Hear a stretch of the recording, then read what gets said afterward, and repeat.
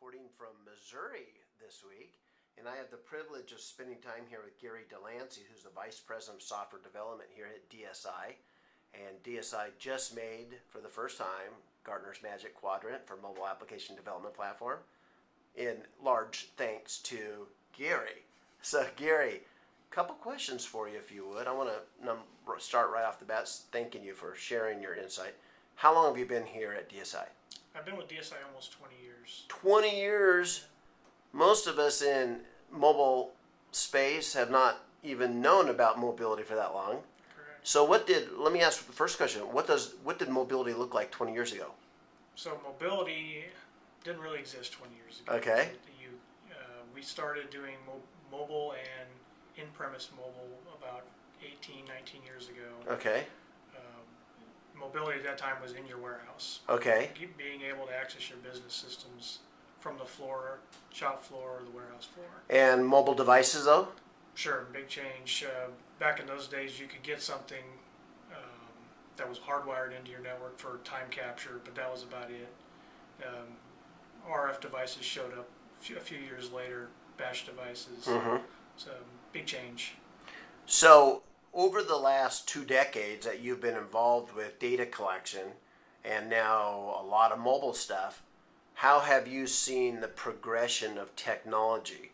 So where did it start and what have you had to, because you're responsible for the code, aren't you? Correct. So the biggest changes we've seen is the move from proprietary systems 15 to 20 years ago, very proprietary operating systems, the move into Windows Mobile or Pocket PC those days. Right. Those types of things. Now the big changes into these consumer-focused devices. Touch screens is a big deal that we didn't deal with 15 years ago.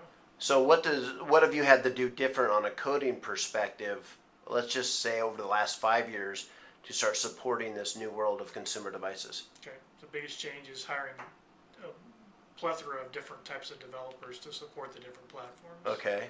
So having one platform to support 15 years ago doesn't play anymore. You have to support all the major operating systems and platforms now. So what kind of software then have you had to add on top of your platform to accommodate all these different environments?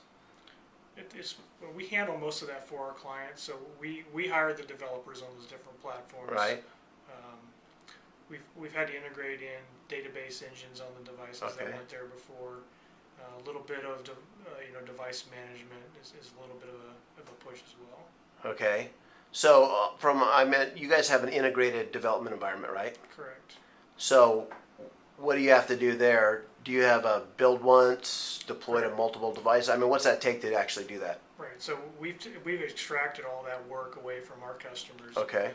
Using our development tool, you build an application one time, and we've taken the hard work of making it work on all the different platforms from one code base. Okay. So that's why I employ Android developers and iOS developers. And okay. Developers. So your customers don't have to? That's correct. They learn our tool, which is a couple weeks of training, and they can build their own business applications and run on all platforms. So I'm going to put you on the spot, Gary.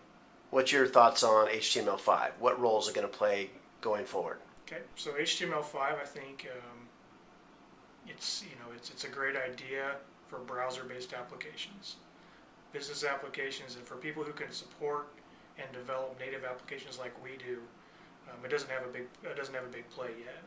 Once it matures, once it really meets its real potential, there might be another discussion about it. But for now, it's got its place, but it's not necessarily in everything we do. Got it. So do you have an opinion on the upcoming Microsoft 8? I'm really impressed with the Microsoft 8. I really like the what they used to call Metro UI. I think it's nice and clean. I think all the benchmarks and everything I've seen about Windows 8 make it pretty appealing. Just anxious to get my hands on it on a mobile device. Well, I want to thank you so much, Gary, for sharing with all of us. Sure. Thanks for coming.